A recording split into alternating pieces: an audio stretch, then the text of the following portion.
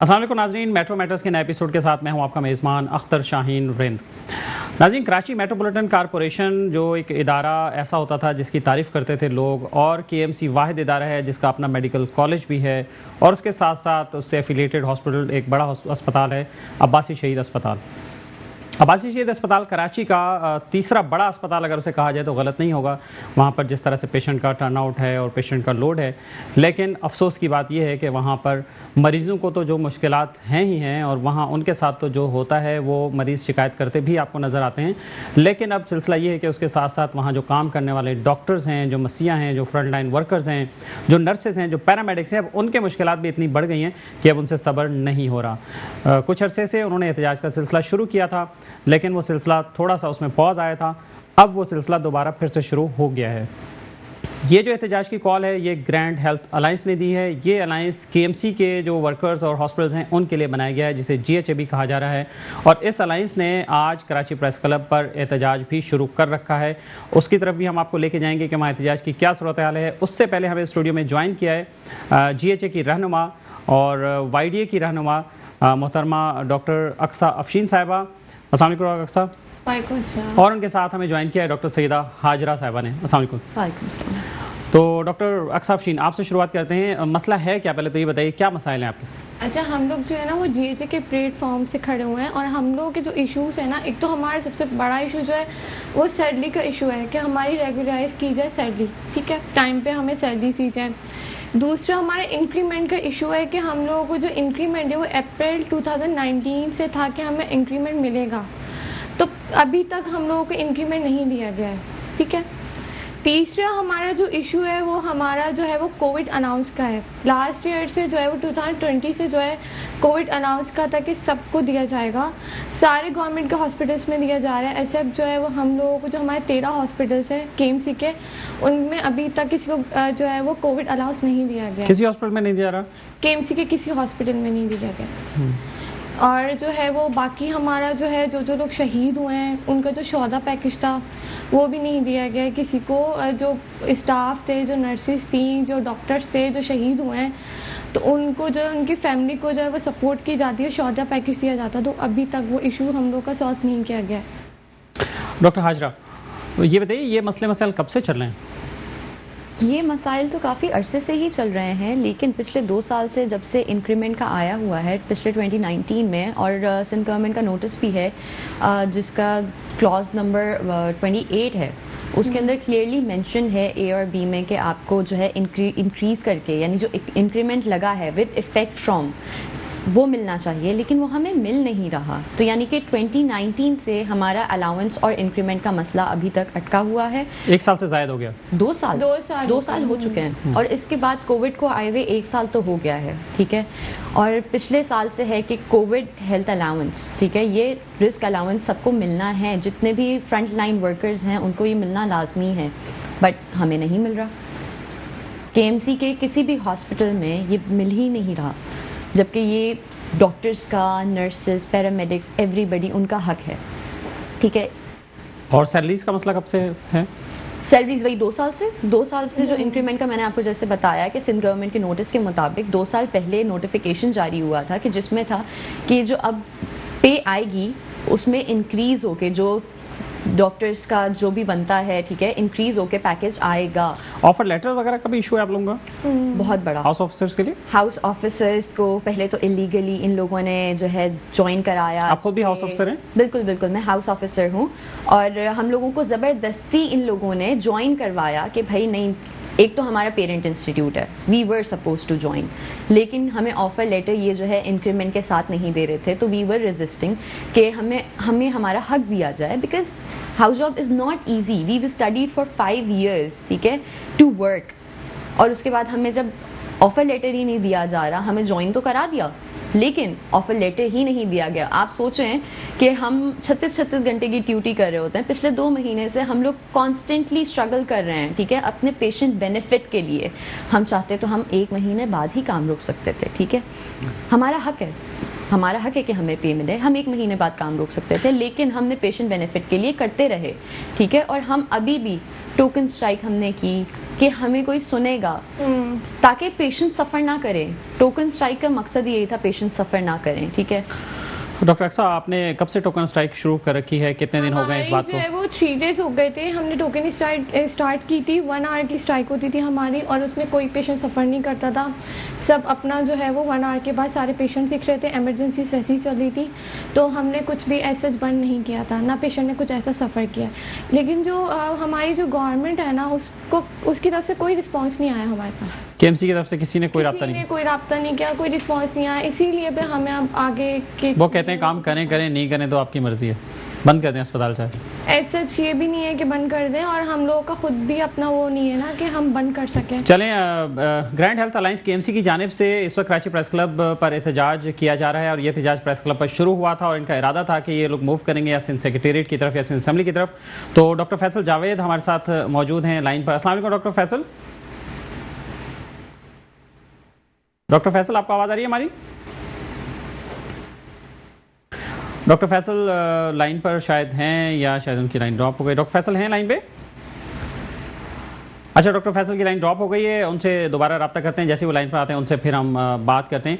तो इस सारी सूरत हाल में आपकी जो जीएचए की लीडरशिप है, उन्होंने ख़ुद भी तो एफर्ट की होगी, एडमिनिस्ट्रेटर से मिलने की कोशिश की होगी, म्यूनसिपल कमिश्नर से मिलने की कोशिश की होगी, तो ऐसी कोशिशें हुई हैं और उसका क्या जवाब आया? हमारी तरफ से बहुत ज़्यादा कोशिशें की गई हैं, और इसका जो है वो रिस्पांस ये है कि अभी तक जो है ना वो टाइम पीरियड कहते हैं कि बस टाइम पीरियड हमें जो है ना वो भी नहीं प्रॉपरली देते हैं कि इतना टाइम पीरियड होगा आपके पास। सिर्फ जो है ना हमारे लिए आगे हमारा टाइम पीरियड बढ़ता जा रहा है।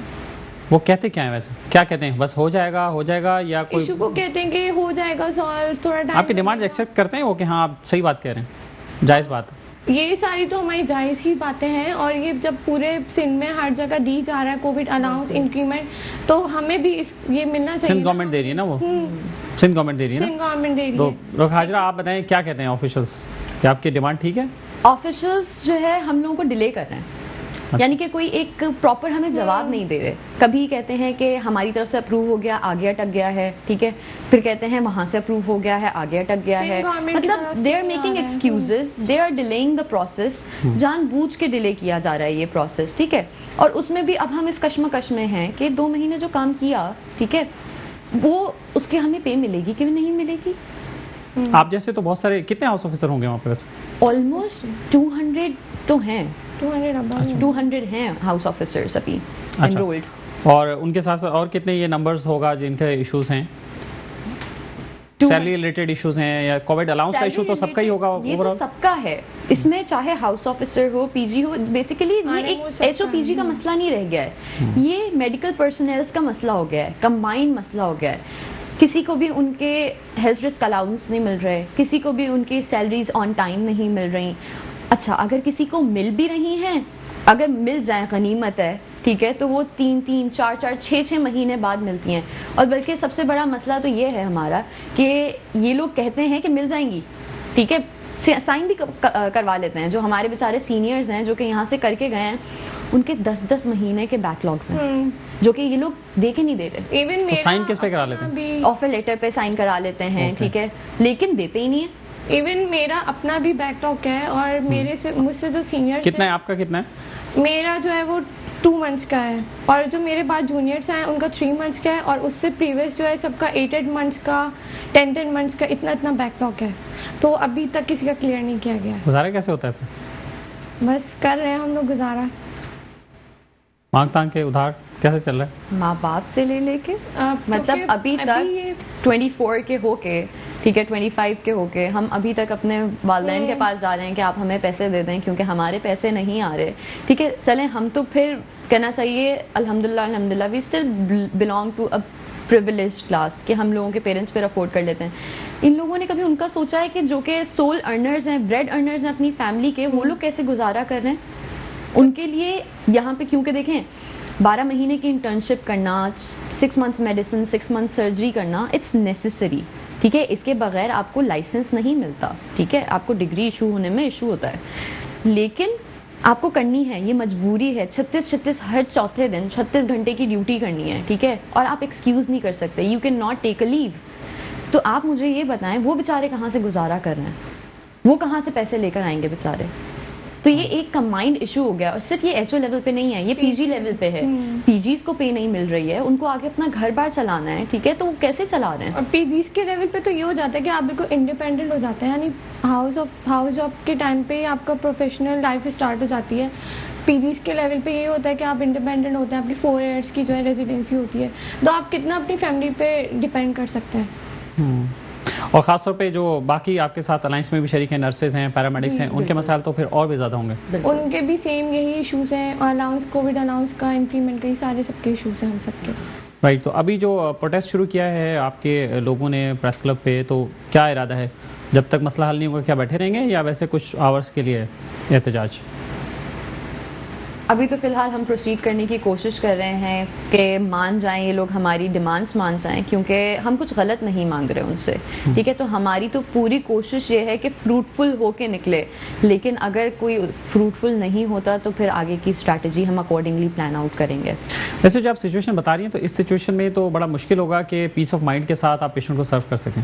बहुत मुश्किल होता है, बहुत ज़्यादा मुश्किल होता उस है। पर क्वालिटी केयर भी कंप्रोमाइज़ हो सकती है। हम पूरी कोशिश करते हैं कि ना करें, ठीक है, ना हो हमारी तरफ से कोई कोताही। अभी मैं आपके सामने बैठी हुई हूँ, मैं अपनी 36 घंटे की ड्यूटी करके बैठी हुई हूँ यहाँ पे आके अपना हक मांगने के लिए। मैं चाहती तो मैं घर पे रह सकती थी, नहीं मुझे काम नहीं करना क्योंकि मुझे मेरे पैसे नहीं मिल रहे, मुझे मेरा हक नहीं मिल रहा, लेकिन मेरे लिए मैंने प्रायोरिटाइज किया पेशेंट्स को। पेशेंट बेनिफिट, मतलब पेशेंट्स को एक बेनिफिट मिलना चाहिए है। यहाँ पे वो इतनी गरीब आवाम है, वो कैसे अफोर्ड करेगी, ठीक है। हमारे दिल में सिर्फ यही होता है कि हमें उनके लिए करना है, लेकिन आगे हमें अपने लिए भी तो करना है। अब ऐसा तो नहीं हो सकता कि we keep giving it and not get anything in return. बना अदरवाइज हॉस्पिटल में अगर कोई भी इशू हो तो वैसे पब्लिक तो ये समझती है कि सबसे पहले जो फ्रंट लाइन पे होते हैं, अरे आप लोग भी होते हैं, डॉक्टर्स होते हैं, नर्सेज होते हैं, पैरामेडिक्स होते हैं, तो उनका जो गुस्सा होता है फैमिली का, पेशेंट का, वो सब आप लोगों को बेयर करना पड़ता है। बिल्कुल करना पड़ता है, और आपको बहुत हौसले के साथ उनको सुनना पड़ता है, क्योंकि देखिए उनका बनता है, एक तो उनका मरीज जो है वो बीमार है, उनकी फ्रस्ट्रेशन अलग है। सोचें उनकी फ्रस्ट्रेशन, फिर उसके बाद हमारे पे ना मिलने की फ्रस्ट्रेशन, बड़ा मुश्किल होता है अपने आप को काम और कंपोज रखना इस पूरी सिचुएशन में। राइट, और डॉक्टर फैसल जावेद साहब से हम कांटेक्ट करने की कोशिश कर रहे हैं, अगर हमारा राब्ता उनसे हो पाता है तो हम उनसे भी अपडेट लेते हैं। और डॉक्टर अक्सर, तो इस सारी सूरत हाल में आपके ख्याल में क्या इसका सोल्यूशन क्या है? इसका सोल्यूशन अब सिर्फ यही रह गया है कि केएमसी अगर हमें ओन नहीं कर सकता और हमारी जो है वो हमें ये सब अनाउंस ये सब कुछ नहीं दे सकता है, तो फिर डायरेक्ट वो सिंध गवर्नमेंट के ही अंडर हमें कर दे, ताकि हमें कोई तो ओन करने वाला हो ना। जैसे बाकी गवर्नमेंट हॉस्पिटल्स को सिंध गवर्नमेंट ओन कर रहे हैं, तो हमें क्यों नहीं कर सकता?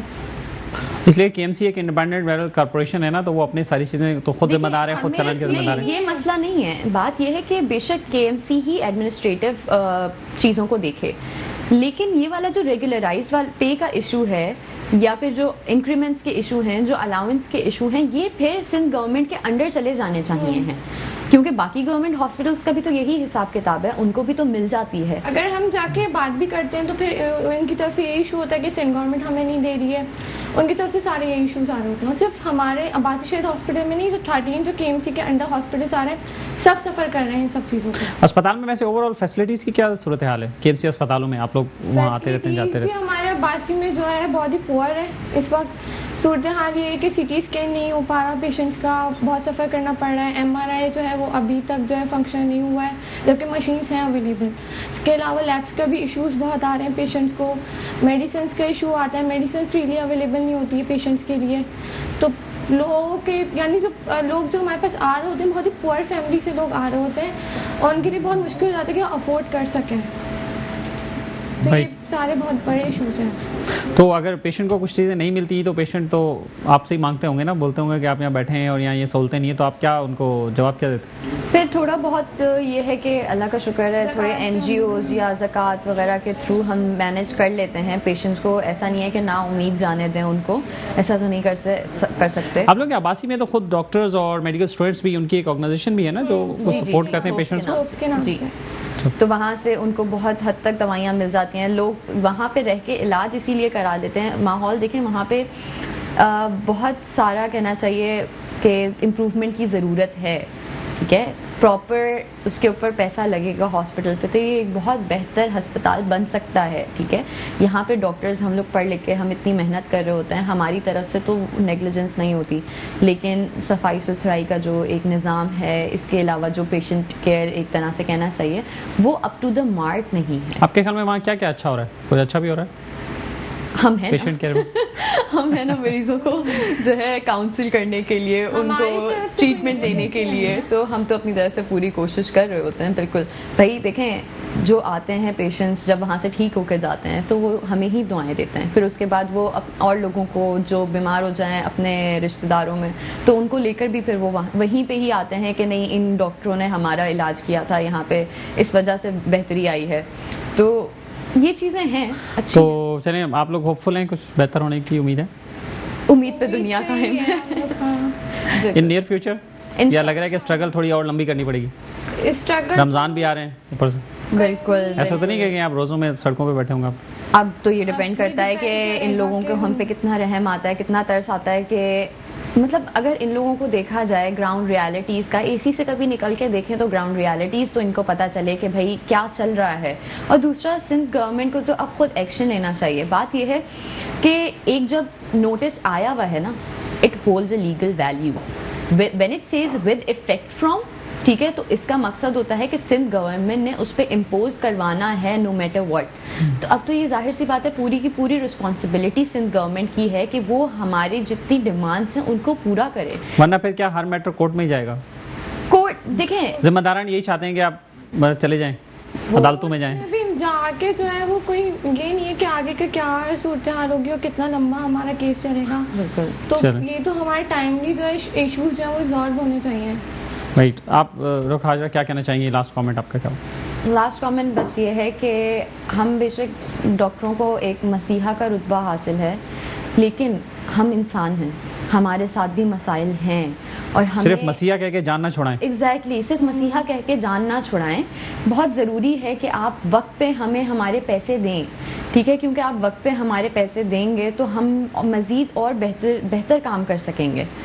राइट, ठीक है, बहुत शुक्रिया आपका डॉक्टर सफशीन और डॉक्टर सईदा हाजरा, आपका बहुत शुक्रिया, आप हमारे साथ मौजूद रही। और नाज़रीन, हमने कोशिश की है कि ग्रैंड हेल्थ अलायंस जो कि केएमसी का है और एहतजाज पर है, उनके क्या मसाइल हैं आपके सामने हम पेश करें और आपको बताएं कि वहाँ क्या मसला है। लेकिन ये अफसोस की बात है कि अब तक केएमसी के जो आला हुकाम हैं, एडमिनिस्ट्रेटर हैं, एमसी हैं और जो दीगर हुकाम हैं, सीनियर डायरेक्टर मेडिकल सर्विसेज हैं, वो अब तक उनके कान पर जो क्यों नहीं रेंग रही और वो क्या चाह रहे हैं? क्या वो अस्पताल बंद कराने का इंतज़ार कर रहे हैं, ताले डालने का इंतज़ार कर रहे हैं, या वो इनके एहतजाज पर कुछ कान धरेंगे और इस मसले को भी हल करने की तरफ कदम उठाएंगे? और नाज़रीन, यहाँ लेते हैं एक ब्रेक और ब्रेक के बाद दोबारा हाजिर होते हैं।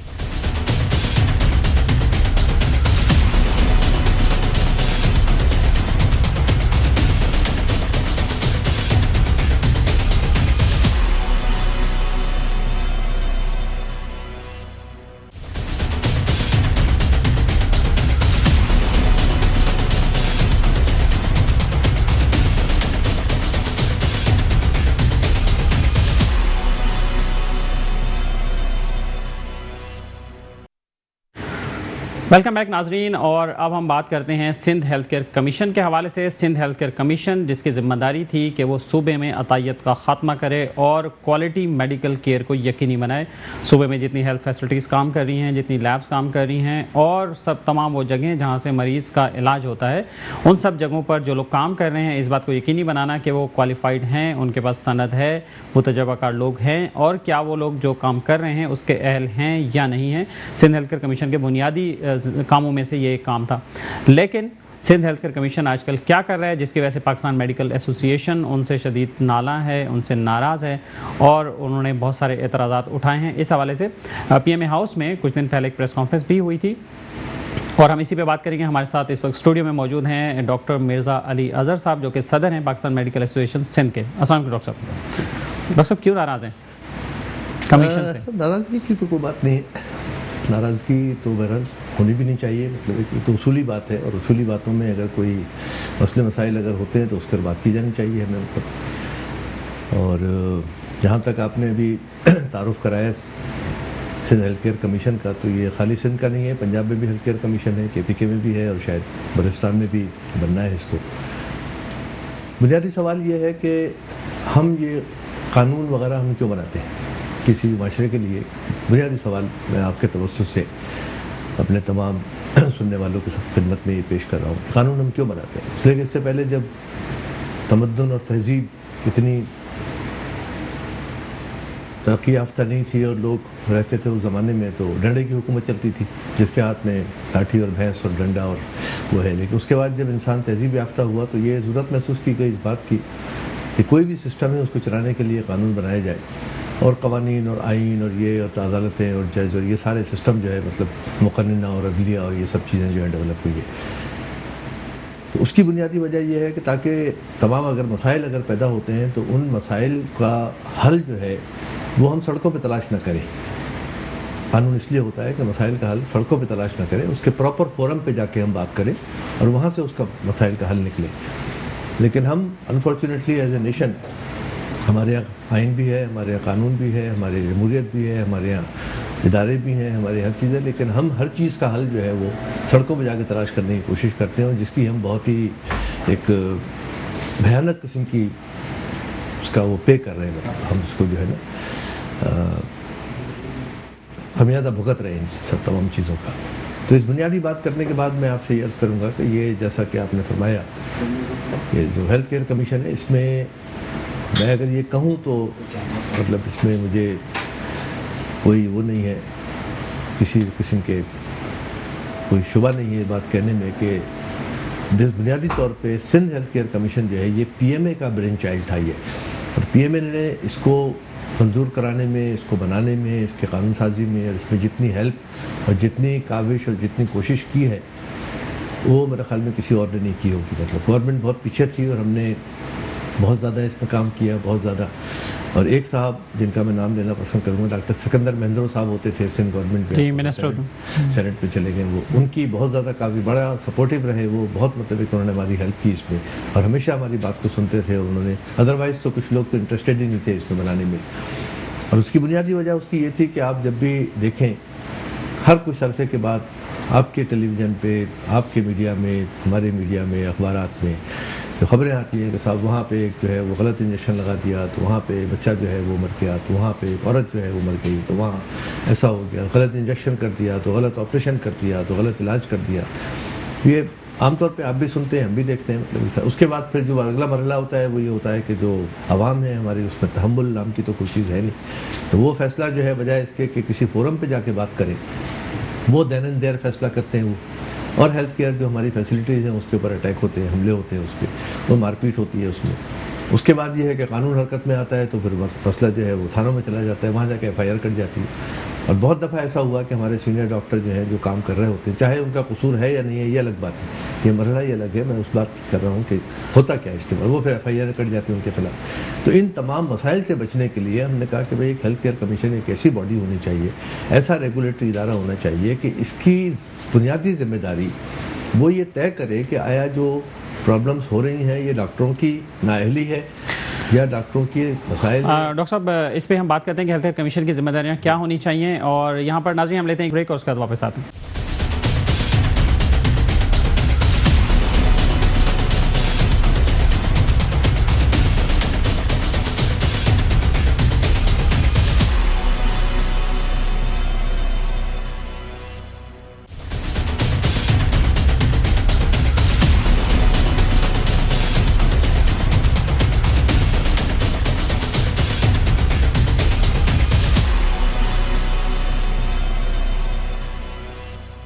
वेलकम बैक नाजरीन, और हम बात करते हैं सिंध हेल्थ केयर कमीशन के हवाले से कि कमीशन की जिम्मेदारियां क्या है और कमीशन क्या करता फिर रहा है शहर में और अंदरूनी सिंध के दीगर इलाकों में। जी डॉक्टर साहब, तो हम कमीशन की जिम्मेदारी पे आप बता रहे थे। हाँ, तो मैं ये अर्ज़ कर रहा था, मतलब मुख्तसर करना है इसको, इस बात को कि जो मैंने इससे पहले आपसे अर्ज़ किया कि अस्पतालों में जो होता था तोड़ फोड़ होती थी, मार पिटाई होती थी, इस तरह से होता था। हम चाहते थे कि सारी चीज़ें ख़त्म हो और हेल्थ केयर कमीशन की एक ये जिम्मेदारी हो कि इस किस्म के तमाम केसेस जो हैं उन केसेस की एक प्रॉपर इन्वेस्टिगेशन, एक प्रॉपर उसकी जांच पड़ताल, एक प्रॉपर उसका एक फोरम हो कि जहाँ से जिसके साथ कोई ज़्यादती खुदा न खास्ता हुई है तो वो भी अपना इंसाफ ले सके, और अगर फ़र्ज़ करें कि दूसरी पार्टी जो डॉक्टर हेल्थ केयर फैसिलिटीज़ है वो अगर किसी किस्म की कोताही या उसकी मुर्तकिब हो रही है तो उसके खिलाफ भी कोई तादीबी कार्रवाई जो है वो हो सके। लेकिन अनफॉर्चुनेट बात यह है कि 6-7 साल से मतलब हमारा जो हेल्थ केयर कमीशन है जो कि एक पार्लियामेंट के एक्ट के थ्रू वजूद में आया है और जो उसकी कारकर्दगी है, तो इस किस्म के वाक़यात अभी भी तवातुर के साथ हो रहे हैं। अभी तो काफ़ी कुछ हफ्ते पहले भी हुए हैं, गाँव में हो रहे हैं, देहातों में हो रहे हैं, छोटी छोटी जगहों पे हो रहे हैं, ऐसी ऐसी जगहों पे कि जहाँ पे कुछ डॉक्टर जो हैं हमारे वो काम कर रहे हैं और मतलब जहाँ फिशानी के साथ काम कर रहे हैं। और जाहिर है कि जो आदमी जितना ज़्यादा काम करता है उतनी ही मतलब कॉम्प्लिकेशन या प्रॉब्लम्स जो हैं उसको मतलब कहीं ना कहीं फेस होती है। अब उसमें अगर किसी मरीज़ के साथ खुदा न खास्ता कोई प्रॉब्लम अगर हुई और वो उसको हम कॉम्प्लिकेशन तो इलाज मालजे में हर चीज़ के साथ लगी हुई है। हमारी दवाओं का कोई दवाई आप लगा रहे हैं, आपको पता नहीं है किसी को आपने कोई दवा दी इसको कोई रिएक्शन हो जाएगा, आपको पता नहीं है। अब रिएक्शन अगर हो गया तो दैट्स ए कॉम्प्लिकेशन। ये नहीं कि डॉक्टर ने गलत इंजेक्शन लगा दिया उसको, रिएक्शन होना तो मतलब हर दवाई का पर्चा आप निकाल के पढ़े, उसमें लिखा है कि सेंसिटिव जो लोग हैं उसको इस्तेमाल ना करें, इसका मतलब है कि कॉम्प्लिकेशन है दवाई की। इस किस्म के वाक़यात जब होते हैं तो उसके बाद फिर वही तरीका कि वही FIR कटती हैं, वही डॉक्टरों के साथ मार पिटाई होती है, वही हंगामे फसाद, उसकी फिर ये कि वीडियो बन जाती हैं, वीडियो बनने के बाद फिर वो वायरल हो जाती हैं, फिर सोशल मीडिया पे आ जाती है। तो लोगों को एक्चुअली एक तरह की मतलब यही पता नहीं चलता कि असल हकीकत जो है, तो उसमें हेल्थ केयर कमीशन कहीं पर भी नज़र नहीं आता। एक बात तो ये होगी। दूसरी बात जो आपने कहा कि हेल्थ केयर कमीशन की एक बुनियादी जिम्मेदारी ये थी कि वो हेल्थ फैसिलिटीज़ को या डॉक्टर्स को, क्लिनिक्स को, सबको जो है वो करें, रजिस्टर करें उसको। ये बुनियादी बात थी करने की। अब पहले जब ये बनाया गया तो उसमें ये था कि ये फैसिलिटीज़ दी गई थी कि आप जो है ऑनलाइन रजिस्ट्रेशन करा लें आप, और फ्री है, किसी का कुछ लेना देना नहीं है इसमें। वो एक फैसिलिटी अपनी जगह मौजूद थी। अच्छा, हम लोग जो है बुनियादी तौर जो कि अच्छी थी, जो कि अच्छी फैसिलिटी थी बिल्कुल। अच्छा, हम लोग बुनियादी तौर पे अगर आप देखें तो ट्रैफिक पे आप सड़क पे अगर आप जाएं तो कवानीन आप देखते हैं, कवानीन तो बने हुए हैं ना, और कानून नाफिज करने वाले भी मौजूद हैं, अमल कहीं नजर नहीं आता। जगह पे भी आप ना कोई फॉलो करता है उसको और ना उनको कोई पकड़ता है। हम बुनियादी तौर पर हमारा ये एक किरदार है, इसका वतीरा बन गया हमारा ये। तो उसमें अब ये हुआ है कि गुज़श्ता 2 साल से 1.5 साल से मेरे ख्याल में वो वाली फैसिलिटी जो थी ऑनलाइन वाली, वो ऑनलाइन बंद कर दिया। इस वक्त नहीं हो रहा है वहाँ पे वो। अच्छा, हाँ, अब क्या होता है कि मिसाल के तौर पर अचानक ही बंद कर दिया, कोई ऐलान करके? नहीं, कोई पता नहीं है उसका, वो बंद किया हुआ इस वक्त फिलहाल नहीं चल रही है। अब मैं एक डॉक्टर हूँ और मैंने भी प्रैक्टिस की है, क्लिनिक का काम किया है मैंने। 7 बजे का मेरा टाइम क्लिनिक का जाने का होता था। तो या तो एक बात ये तय हो जाए कि भाई डॉक्टर जो है वो 7 बजे आए, अपने क्लिनिक का शटर खोले, दरवाज़ा उठाए, अंदर झाड़ू लगाए, सफाई करे। डॉक्टर का ये काम तो नहीं है। डॉक्टर का ये काम नहीं है। क्या होता है कि भाई उससे पहले उसके जो असिस्टेंट हैं, जो डिस्पेंसर हैं, वो आते हैं, दरवाज़ा खोलते हैं, ये करते हैं, मतलब वो तैयारी करते हैं डॉक्टर के आने की। उसके बाद डॉक्टर साहब आते हैं। फ़र्ज़ करो कि इस दरमियान में जो एक आधे घंटे का, पौने घंटे का वक्फा होता है, इसमें कोई मरीज़ अगर आ गया वो आके क्लिनिक पे बैठ जाएगा, वेटिंग करेगा आके। हाँ। ये लोग उस टाइम पे आके, जो अभी जिसके ऊपर मैंने प्रेस कॉन्फ्रेंस की है जिस केस के ऊपर, उसमें ये था कि उस टाइम पे जो डॉक्टर के आने का और लड़कों की क्लिनिक खोलने का टाइम है, उस टाइम पे वो वहाँ गए, कमीशन के लोग, और वहाँ जाके उन्होंने भाई ये तो डॉक्टर साहब तो है नहीं, तो उन्होंने कहा डॉक्टर साहब तो आने वाले हैं, अभी क्लिनिक खोलेगा। नहीं साहब, ये तो आप यहाँ पे इलाज कर रहे हैं किसी का, ये तो ये, उन्होंने उठा के सील कर दिया उसको। अच्छा, सील हो गया। उसके बाद उन्होंने एक रिपोर्ट बनाई, रिपोर्ट मेरे पास मौजूद है, मैं इस वक्त नहीं है, मतलब ये एक रिसेंट वाकया बता अभी की बात है ये, मतलब किस इलाके में 2 महीने पहले की बात है ये। अब वो सील कर दिया। सील करने के बाद के भी डॉक्टर साहब जो है वो आप आए, हाजिरी दें वहाँ आके। उनसे कहा कि आपकी जो है वो पेशी होगी, पेशी के अंदर आप जो है वो। टीम कौन सी आई थी आपको मालूम है, किस इलाके में हुआ था? कोई भी टीम उनकी होती है, मतलब है कि कोई लोअर ग्रेड, बहुत सारे लोग हैं उसमें, किसी का नाम तो नहीं पता। इसका मतलब खास टाइम पे आए तो पहले से रेकी करके आए होंगे, वो बड़ी निगरानी करके आए होंगे। इस टाइम डॉक्टर वहाँ मौजूद नहीं होंगे। अच्छा, उन्होंने जो पेपर बनाया है जिसके अंदर अपनी उन्होंने वो लिखी है, ऑब्जर्वेशंस लिखी हैं, उसमें पहला पॉइंट जो है उसमें ये लिखा हुआ है कि was there any patient present in the clinic. उसके आगे लिखा है नो। अब इस जो फिर एतराज किस बात पे? अच्छा, बाकी जो मतलब जो सवालात उसके नीचे हैं वो सारे के सारे इससे रिलेटेड होंगे ना, कि पेशेंट था तो आया, उसको इंजेक्शन लग रहा था, कौन देख रहा होगा, ड्रिप लग रही थी, या उसकी कोई ड्रेसिंग हो रही थी, या उसको कोई ट्रीटमेंट हो रहा था। जब पेशेंट ही नहीं है तो आगे वाले सारे सवाल इररिलेवेंट है, उसके ऊपर एक लगा हुआ है। अब वो हजरत जो हमारे डॉक्टर साहब थे बेचारे, वो वहाँ गए तो उनसे कहा कि जी आपकी ये पेशी होगी, इसके लिए पहले 5,000 रुपये जमा करा दें। 5,000 रुपये क्या फीस है? जी हाँ, इसकी फीस है, सरकारी फीस है।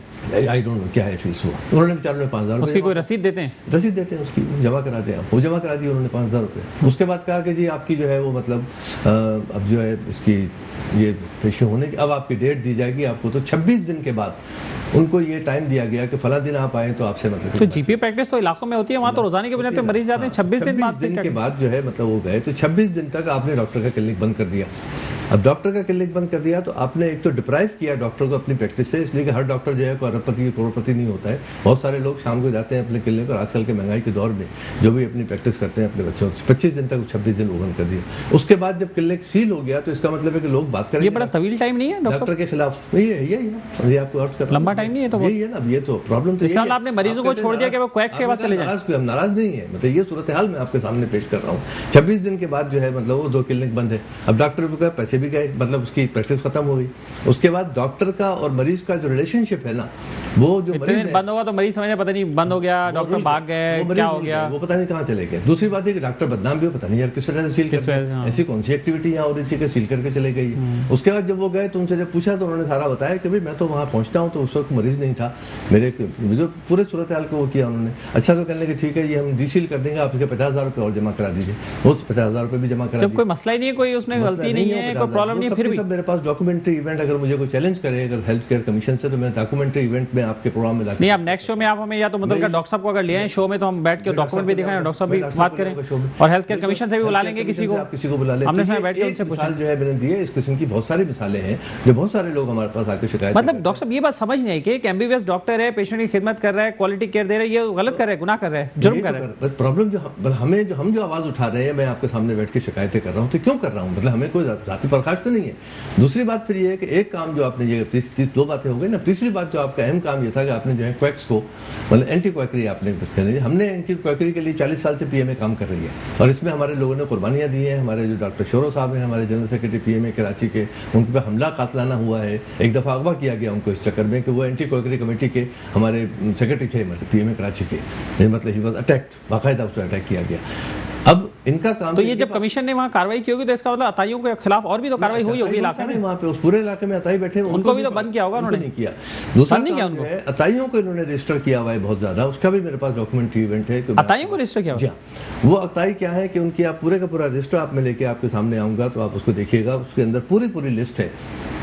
बदीन जैसा शहर, बदीन में कितने डॉक्टर, उसमें कुछ 40-50 हैं लोग जिनको होम्योपैथ और हकीम के नाम पे इन्होंने रजिस्टर किया है, और they are all doing allopathic practice. वो सब ड्रिप, ये तो गलत है, वो सब एंटीबायोटिक दे रहे हैं, ये तो इलीगल है, दे रहे हैं, वो सब मतलब अपनी पैराडोल और फला वो तो मरीजों की सेहत से खेल रहे हैं। इसका मतलब ये हुआ कि लोगों की सेहत से आप खेल रहे हैं, आप अतायत को प्रमोट कर रहे हैं। आपने आज तक 6 साल में किसी अताई का आपने क्लिनिक बंद नहीं किया। या मुझे बता दें अगर किसी मीडिया में कहीं आया हो कि जी फलानी जगह पे उन्होंने कोई रेड किया या अताइयों को उठाया वहाँ से, तो लोग जो हैं वो अताई हजरात जो हैं वो ज़्यादा आजकल मज़े में है कि वो अपना कुछ पैसे, हम समझते हैं कि मतलब वो उनको पैसे देते हैं। तो कमीशन अतायत के खात्मे के लिए बनाए, उनको सपोर्ट करने के लिए? मैं बाबा के दहल ये बात कह रहा हूँ आपके प्रोग्राम में, पब्लिकली कह रहा हूँ इस बात को। हम समझते हैं इस बात को कि मतलब है कि ये काम बगैर पैसों के इन्वॉल्वमेंट के इस किस्म की इलीगल एक्टिविटी हो ही नहीं सकती है। इलीगल एक्टिविटी इस किस्म की नहीं हो सकती। इसको मतलब इल्ज़ाम समझे या मेरा एक एप्रीहेंशन समझें, या मतलब कि मेरी तरफ से एक इस बात का ये समझें कि हम ऐसा समझते हैं, और उसको गलत साबित करना जो है वो उनके ऊपर है कि आपको इस किस्म की, या तो आप अतायत के खिलाफ कोई मतलब क्रैकडाउन करें, कि आप ये कहें कि भाई डॉक्टरों के रजिस्ट्रेशन नहीं करें तो अतायत को क्रैकडाउन कर रहे हैं, तो बजाय क्रैकडाउन करने के आपने उनको हकीम और होम्योपैथ की अपना GHMS की फलां डिग्री करके आप उनको प्रमोट कर रहे हैं आप उनको। तो प्रॉब्लम इसमें जो है ना हमारी वजह से, ये हमारी तरफ से हमारा PMA का प्लेटफॉर्म है, हम ये कह रहे हैं कि भाई आपका अच्छा आपका जो है पूरा एक सिस्टम अकॉर्डिंग टू देयर जो वो है आपका बिल जो असेंबली में पास हुआ, एक्ट हुए, उसमें आपके तमाम हर चीज़ प्रिस्क्राइब्ड है अच्छी तरह। भाई एक आपका चेयरमैन होगा, फिर आपका CEO होगा, तो आपका ये अभी आजकल कौन है चेयरमैन और CEO? चेयरमैन जो है वो भी मतलब इस वक्त प्रॉपर नहीं है, एक्टिंग चेयरमैन है। उनके CEO जो है इस वक्त वहाँ पे CEO भी कोई एग्जिस्ट नहीं करता, कोई साहब जो एक्टिंग मतलब CEO चल रहे हैं। तो इतना बड़ा इदारा जो पूरी 5 करोड़ की आबादी के हेल्थ केयर सिस्टम को चलाने का और हेल्थ केयर सिस्टम को रेगुलेट करने का, प्रॉपर तरीके से रेगुलेट करने का जिम्मेदार हो, वहाँ पे कोई एक जिम्मेदार आदमी। तो ये अपॉइंटमेंट तो सीएम करते हैं? सीएम करते हैं, सेंट्रल गवर्नमेंट के उसमें है, मतलब ये कि इसमें हेल्थ डिपार्टमेंट के उसमें आता है ये, तो वो करते हैं इसमें। तो अगर फर्ज करें कि ये इतना बड़ा इदारा आपकी इस तरीके से चलेगा कि जिसके अंदर को प्रॉपर जो है पोस्ट के ऊपर प्रॉपर आदमी नहीं है, और उसके बाद फिर नीचे वाले लोग जो हैं वो डॉक्टर्स को जाके इस तरह हरेस करें, डॉक्टर के साथ जाके इस तरह बदतमीजी। अच्छा इसके अलावा जो ये तो मैंने एक मिसाल आपको बताई है, बहुत सारी मिसालें ऐसे हैं कि भाई वो चले जाते हैं बड़े कंसल्टेंट्स के पास, और कंसल्टेंट के पास जाके एक आध दफ़ा ये भी हुआ कि भाई पेशेंट को अंदर बैठा हुआ है तो वो बाहर आएंगे कि जो डॉक्टर साहब से कहें कि हमसे मिले हैं, मैं पेशेंट देख रहा हूँ। एक पेशेंट तो पता चला कि नहीं डॉक्टर साहब ने 5 मिनट जो है वो, अब जाहिर है मरीज को तो ये नहीं कहेगा डॉक्टर साहब के उठ के बाहर चले, मरीज को निकालेंगे तो नहीं, निकालेगा तो नहीं, पता चला जाके वहाँ पे 10,000 रुपये की पर्ची देखेगी, वो डॉक्टर साहब ने मिलने से इनकार कर दिया, 10,000 रुपये जुर्माना अदा करें, उसके बाद हमसे बात। ये तो ब्लैकमेलिंग नहीं है ये सिंपली? बिल्कुल भी ऐसे ही है ये। इसकी भी हमारे पास जो है बाकायदा मतलब सबूत हैं इस बात? सबूत मौजूद है इस बात के। तो ये सारी चीज़ें जो है, तो हम तो समझते हैं कि हम बुनियादी तौर पे जो अफसोस के साथ में ये बात आपसे कह रहा हूँ कि हेल्थ केयर कमीशन की हेल्प करके और ये हम फंस गए। मतलब नहीं, आपने तो अच्छा काम किया ना, ये तो जो अभी लोग मौजूद हैं उनकी जिम्मेदारी है ना कि उसको सही चलाएं। जब लोग आके हमसे शिकायतें करते हैं ना, हमें पकड़ते हैं कि भाई आपने बनवाया था ना, ये अब क्या हो रहा है हमारे साथ, तो हम अपने आप में शर्मिंदा फील करते हैं कि यार ये हमसे गलती हो गई, हमें ये करना नहीं चाहिए था। हमने चाहा था कि शायद यहाँ का एक हेल्थ केयर सिस्टम जो है वो स्मूथ लाइन हो जाएगा, किसी मरीज के साथ ज्यादती नहीं होगी, किसी मरीज का राइट पहले है, पहला राइट जो है, इसलिए हम जो है डॉक्टर अगर हैं तो मरीज की वजह से हैं, मरीज अगर नहीं है तो हम तो मतलब 2 पैसे के आदमी, हमारी तो कोई वैल्यू नहीं है। मरीज अगर है टेबल पे ऊपर या हमारी क्लिनिक पे आके बैठा हुआ है तो उसकी वजह से मैं डॉक्टर हूँ ना, अगर मरीज नहीं है तो मैं तो डॉक्टर नहीं हूँ, मैं कोई दुनिया का और कोई भी काम करूँ जाके मैं। अगर फर्ज करें कि ये सूरत हाल जो है चलती रहे इसी तरह से, तो मैं समझता हूँ कि ये health care system, health care का जो पूरे का पूरा सिस्टम है ये पहले ही कोलैप्स हो रहा है। अब देखें ना, यहाँ पे बुनियादी अगर आप देखें, पानी को आप देख लें, बीमारियों को आप देख लें, अभी आप जो हालात इस वक्त जो हो रहे हैं, कोविड के हालात हो रहे हैं, उसके बाद जो बच्चों की बीमारियाँ हो रही हैं, औरतों की बीमारियाँ हो रही हैं, आपकी फूड सिक्योरिटी आपकी हो रही है, लोगों को खाने को नहीं मिल रहा है, गुर्बत मतलब एक जगह से बढ़ रही है, उसके ऊपर से फिर ये हमारे जो सिस्टम चल रहा है कि वो क्वैक्स जो हैं उनके पास जाते हैं तो बजाय इसके को इलाज कराने के डबल पैसे लेते हैं उनसे। वो एक तो ड्रिप की इजाज़त नहीं है, ड्रिप की ज़रूरत नहीं है, मेरे पास पेशेंट है वो ड्रिप की ज़रूरत नहीं है, मैं कहूँगा भाई आप ORS का पानी लेके पी लें, आप 10 रुपये का आएगा वो ले लेगा, 500 रुपये ड्रिप लगाने के, मरीज जाकर उससे लगवाएगा तो उसका नुकसान भी उसको होगा, मरीज कहीं ना कहीं से बेचारा कर्ज लेके लुटेगा भी, पैसे भी खर्च होंगे, लुटेगा भी, उसकी सेहत भी खराब होगी, उसका ट्रीटमेंट भी गलत होगा, उसको पूछने वाला कोई भी नहीं। ये मेहरबानी कमीशन की, ये कमीशन की, मैं समझता हूँ कि कमीशन की मेहरबानी है कि उनको जो ये पहले से काम चल रहा था तो उनको अच्छा, हमने ये दे रखी है इनको सारी डिटेलें कि इस वक्त पूरे पाकिस्तान में तकरीबन 7 लाख के करीब जो हैं ये क्वैक्स हैं। 7 लाख कोई छोटी बड़ी वो नहीं होती है, मतलब इतने हमारे प्रैक्टिशनर नहीं है मेडिकल के जितने जो है मतलब क्वैक्स इस वक्त काम कर रहे हैं, तो वो बिल्कुल इम्प्यूनिटी के साथ काम कर रहे हैं ना, उनको कोई पूछने वाला नहीं है, उनको कोई खौफ नहीं है, उनको कोई डर नहीं है, अपने जाते हैं क्लिनिक खोलते हैं, हर किस्म के काम करते हैं वहाँ पे, और उस तरीके से उनको जो है वो एक तरह की मैं समझता हूँ कि बाज़ी नज़र में आप समझें कि उनको सपोर्ट दी जा रही है कि आप कोई उम्मीद है बेहतरी की? जी, बेहतरी की उम्मीद है कोई? बेहतरी की उम्मीद ये है कि इस पूरे जो कमीशन को, जाहिर है कि कमीशन तो एक एक्ट है, कानून है, उसको हम चैलेंज नहीं कर सकते। हमने अपनी प्रेस कॉन्फ्रेंस से मैंने ये कहा था कि जो उनकी इलीगल एक्टिविटीज़ जो है उसको हम अदालत में जाकर चैलेंज करेंगे। ठीक है, बहुत शुक्रिया आपका डॉक्टर मिर्ज़ा अली अज़हर साहब, आप हमारे साथ मौजूद रहें। और नाज़रीन, आपने गुफ्तगू सुनी, अब ये हेल्थ केयर कमीशन का काम है कि वो जवाब दे इस पर। मिलते हैं ब्रेक के बाद।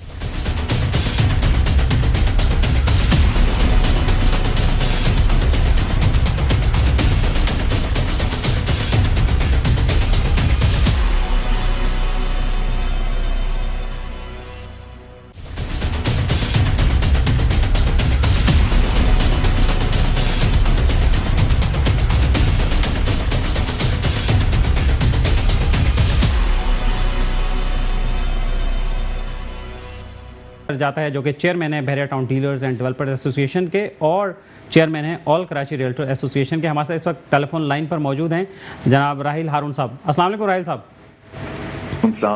जी, कैसे हैं आप? अल्हम्दुलिल्लाह, मैं बिल्कुल ठीक हूँ। राहिल हारून साहब, सबसे पहले तो ये बताइए कि ये मार्का आपने कैसे सर किया? सर, मैं इस पे कहना चाहूँगा कि रियल एस्टेट सेक्टर जो है वो मुल्की मईशत में एक अहम किरदार अदा करता है, और देखा जाए तो रियल एस्टेट सेक्टर की एक बहुत ज़्यादा जो है वैल्यू है जिसको हमेशा हुकूमतों की जानिब से जो है वो इग्नोर किया गया, और उसकी वजूहत ये थी कि रियल्टर जो है वो यूनाइट नहीं थे। तो इस सोच के साथ, इस अज़म के साथ हमने अपने तमाम रियल एस्टेट सेक्टर के तमाम भाइयों को एक प्लेटफॉर्म पे लाने की कई साल से हम कोशिशें कर रहे थे, जो कि अब मुमकिन हुई जाकर, और अल्हम्दुलिल्लाह कराची के जितने भी रियल एस्टेट तंजीमें हैं वो एक जो है प्लेटफॉर्म पर आई, और उनके लिए हमने कुछ दिन पहले जो है वो एक अशाइया दिया जिसमें हमारे फेडरेशन ऑफ रियल्टर्स के जो प्रेसिडेंट हैं सरदार ताहिर साहब, उन्होंने भी शिरकत की। राइट, तो इसमें कौन कौन सी एसोसिएशन ने शिरकत की यहाँ से कराची से? इसमें गुलशन मेमार, डिफेंस और क्लिफ्टन डिस्क्लेरिया और स्कीम 33 रियल्टर्स एसोसिएशन, उसके साथ साथ Hawks Bay realtors association, pacer town real estate association, और तकरीबन 18 से 20 एसोसिएशन रियल एस्टेट की, जिनका मैं अभी फर्दन नाम दूंगा तो काफी टाइम हो जाएगा। उन सब ने जो है वो शिरकत की। राइट, तो ये इवेंट जो है बेसिकली ये था क्या, इशाइया क्या था, किसके ऑनर में आपने किया था? ये इशाइया हमने डिफेंस और क्लिफ्टन की एसोसिएशन, जो कि एक हमारी सीनियर एसोसिएशन भी है डिस्कलेरिया, उनकी जो मैनेजिंग कमेटी है अभी इलेक्ट हुए हैं, उनके एजाज में हमने इशाइया रखा। और गुलशन मेमार की जो मैनेजिंग कमेटी है जो अभी इलेक्ट होकर आए, उनके एजाज में हमने ये इशाइया रखा था, जिसमें हमने सबको गैदर किया और पूरे कराची की रियल एस्टेट तंजीमें मुतहद हुई। सही है, तो उस इवेंट में भी आपने बात की होगी, तो क्या कराची के खास तौर पर पर्टिकुलरली और पूरे अंदरूनी सिंध के भी पूरे सूबे में क्या मसाइल हैं रियल एस्टेट सेक्टर के, और उनको हल करने के लिए आपके पास क्या स्ट्रेटजी है, आप क्या करने जा रहे हैं?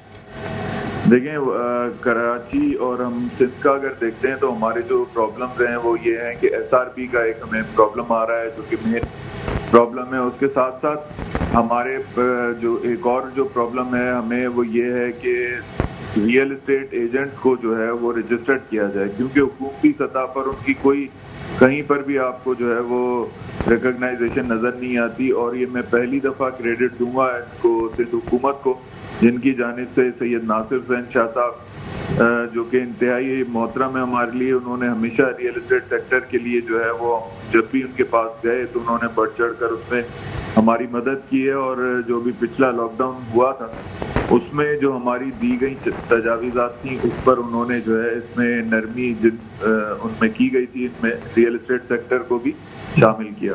तो अभी भी हमारा यही मकसद है कि अब रियल एस्टेट सेक्टर के लिए जो हम लोग मुतहद हुए हैं, तो जो रजिस्ट्रेशन और SRB के और दूसरे मामलात हैं दीगर जो है SBCA, KDA और वहाँ पे आते हैं मुश्किलात दरपेश हैं रियल एस्टेट एजेंट को, तो उनको हल करवाया जाए।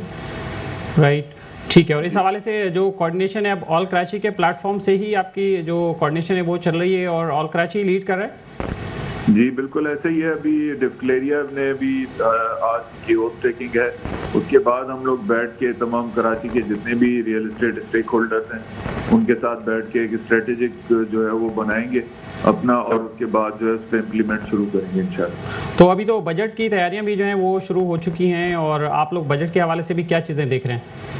बजट के हवाले से भी हम यही तजावीज़ात देंगे कि अभी ये जो टैक्सेस हैं इनको जो है थोड़ी इन पर नज़रसानी की जाए, क्योंकि अभी रियल एस्टेट सेक्टर माशाल्लाह काफ़ी फ्लरिश कर रहा है मुल्क में हमारे। तो ऐसी कोई भी पॉलिसीज नहीं आनी चाहिए जिनकी वजह से इसमें इन्वेस्टमेंट जो गैर मुल्की ओवरसीज इन्वेस्टमेंट्स आ रही हैं, जो रेमिटेंस आ रहे हैं, उनमें कोई कमी है। राइट, और आपका क्या विजन क्या है राहिल हारून साहब, आप क्या करने जा रहे हैं? इत्तेहाद हो गया माशाल्लाह, एसोसिएशन भी सारी एक प्लेटफॉर्म पे आ गई। देखिए, हमारा विजन ये है कि रियल एस्टेट सेक्टर की जो अहमियत है इसको तस्लीम किया जाए और रियल एस्टेट सेक्टर को हुकूमती इदारों में हुकूमती जगह पर नुमाइंदगी भी दी जाए और हमारी जो जायज़ मसाइल हैं उनको सुना जाए, क्योंकि रियल एस्टेट सेक्टर वो वाइज सेक्टर है जिसके साथ अलाइड इंडस्ट्रीज जो है वो एसोसिएट होती हैं, मगर रियल एस्टेट सेक्टर को हमेशा से इग्नोर किया गया है। तो अब जब हम लोग यूनाइट हो चुके हैं तो अब इंशाल्लाह ताला इस तरह नहीं होगा और हम सब उसमें मिलकर अपना बढ़ चढ़कर किरदार अदा करें। बहुत शुक्रिया आपका राहिल हारून साहब, आप हमारे साथ लाइन पर मौजूद रहे। और राहिल हारून साहब chairman Bahria town dealers and builders association है, उसके साथ साथ राहिल हारून साहब से बात कर रहे थे, वो चेयरमैन हैं ऑल कराची रियल्टर एसोसिएशन के। और पिछले दिनों जो एक इन्होंने इनिशिएटिव लिया और एक स्टेप लिया जिसकी वजह से कराची की जो रियल इस्टेट की सीनियर एसोसिएशंस हैं और जो दीगर एसोसिएशन है वो सब अब एक प्लेटफॉर्म पे जमा हो चुकी हैं और ऑल कराची का जो प्लेटफॉर्म बनाने का सेरा है वो राहिल हारून और उनकी टीम के सर ही जाता है। और इस हवाले से अब हम थोड़ी देर में ही बात करते हैं। देखें, ओवरऑल मुल्क में जो रियल इस्टेट सेक्टर की जो ग्रोथ है और रियल इस्टेट सेक्टर में जो काम है, इस वक्त जो काम हो रहा है, रियल इस्टेट सेक्टर का पहिया चलने से ना सिर्फ इस इंडस्ट्री से वाबस्ता जो सनतें हैं उनको फ़ायदा हो रहा है, बल्कि उसके साथ साथ जो आवाम है उनको भी फ़ायदा हो रहा है। और हम इसी हवाले से बात करेंगे। हमारे साथ टेलीफोन लाइन पर मौजूद हैं मोहतरम सरदार ताहिर महमूद साहब, जो कि सदर हैं फेडरेशन ऑफ रियल्टर्स पाकिस्तान के। अस्सलाम वालेकुम ताहिर साहब। अस्सलाम। ताहिर महमूद साहब, वेलकम, आप हमारे शो में शरीक हुए पहली बार। जी जी जी, थैंक यू जी, थैंक यू। सर ताहिर साहब, सबसे पहले तो ये बताइए कि आप गुज़श्ता दिनों कराची में थे, ऑल कराची का जो इवेंट था राहिल हारून साहब ने जो तकरीब मुनक्किद की थी, पहले तो उसके बारे में बताइएगा कि आपके क्या कमेंट्स हैं उस हवाले से। जी, राहिल हारून माशाल्लाह सिंध के लीडर हैं और हमारे फेडरेशन ऑफ पाकिस्तान के ग्रुप लीडर भी हैं। इसके अलावा कराची की जो ऑल कराची एसोसिएशन है उसके चेयरमैन हैं और बड़े ही वाइब्रेंट और बड़े मेहनती और हमें दर्द रखने वाले इंसान हैं, उन्होंने जो रियल एस्टेट कम्युनिटी है उसको एक प्लेटफॉर्म के ऊपर इकट्ठा किया उस तकरीब में, जिसमें डिस्कलेरिया डिफेंस और कलेक्टन की जो रियल एस्टेट एसोसिएशन के उसके 9 मुंतखब अरकान तमाम मौजूद थे। इसके अलावा गुलशन मेहमार की एसोसिएशन और आल कराची में शामिल तकरीबन 10 से 15 एसोसिएशन तमाम इस इशाइया में मौजूद थी। तो उन्होंने बेसिकली इस पूरे पाकिस्तान की रियल एस्टेट कम्युनिटी को एक प्लेटफॉर्म के ऊपर और एक जगह पर इकट्ठा करके ये तासुर दिया कि रियल एस्टेट कम्युनिटी मुत्तहिद है और हर आने वाले चैलेंज को फेस करने के लिए हम तैयार हैं। तो इस पर मैं राहिल हारून साहब का शुक्रिया भी अदा करता हूं और उनको खराज तहसीन भी पेश करता हूं कि जो लोग इस तरह इज्तमाई काम करते हैं और उनकी जो सोच होती है वो कम्युनिटी के लिए होती है और एक कलेक्टिव डिसीजन के नतीजे में वो जो काम करते हैं तो उसकी वजह से कम्युनिटी के ऊपर उससे दूर रख मस्बत नताइज जो है। बिल्कुल ठीक है। और सरदार साहब ये बताइए कि फेडरेशन ऑफ रियल्टर्स पाकिस्तान को अब क्या चैलेंजेस दरपेश हैं और रियल एस्टेट सेक्टर की बेहतरी के लिए आप लोग क्या काम करने जा रहे हैं, खासतौर पर FATF के इशू पे और FBR के हवाले से? जी, FATF financial action task force इस वक्त एक क्वेश्चन FBR ने हमें, चूंकि हमारा मुल्क ग्रे लिस्ट के अंदर है तो उसकी वजह से कुछ कंडीशंस हैं जो कि IMF और FATF ने हमारे ऊपर लगाई हैं। तो उनको हमने पहले तो उसके बारे में हमने एक स्टडी की, उसको उस SRO को अच्छे तरीके से हमने अंडरस्टैंड किया। फिर हमने इस सिलसिले में FBR के जो TNSDC के DG साहब हैं उनके साथ मीटिंग की और फिर मुख्तलिफ अवेयरनेस के सेशंस कंडक्ट करवाए उनसे। इसकी कंप्लीट अवेयरनेस और अंडरस्टैंडिंग के बाद हमने ये फैसला किया मुश्तरका तौर के ऊपर कि जो भी रेलिवेंट इंफॉर्मेशन चाहिए सेटअप के लिए FBR को, तो वो तमाम जो हमारी ट्रांसफरिंग अथॉरिटीज हैं उनके पास वो रेलिवेंट इंफॉर्मेशन ऑलरेडी मौजूद होती है। एक सेलर है और एक बायर है, दोनों टैक्सेस जमा करवाते हैं, कोई गेन टैक्स जमा करवाता है, कोई एडवांस टैक्स जमा करवाता है। सेलर और परचेजर का डाटा कंपाइल होता है, वो ट्रांसफरिंग अथॉरिटीज उसके बयान लेती हैं और फिर ट्रांसफर होती हैं। और चूंकि टैक्सेस तमाम FBR के अंदर कलेक्ट होते हैं तो ये FBR की रिस्पॉन्सिबिलिटी है कि अगर वो समझते हैं कि किसी को प्रूव करना या किसी के बारे में फर्दर इंफॉर्मेशन चाहिए तो उनके पास एक मैकेनिज्म मौजूद है, FMU है, बहुत सी एजेंसीज हैं जो उसको प्रूव कर सकती हैं। लेकिन हमारे पास एक जो रियल एस्टेट कंसल्टेंट है जो पूरे पाकिस्तान के अंदर, पहले तो ये है कि ये बहुत ज़्यादा पढ़ा लिखा इसमें पहले नहीं आया करता था, अब उसमें कुछ थोड़ा सा ट्रेंड चेंज हो रहा है। तो इसके लिए जो क्वेश्चनर है, अगर आप उस क्वेश्चनर को गो थ्रू करें तो वो एक चार्टर्ड अकाउंटेंट से कम कोई शख्स उसको अंडरस्टैंड नहीं कर सकता।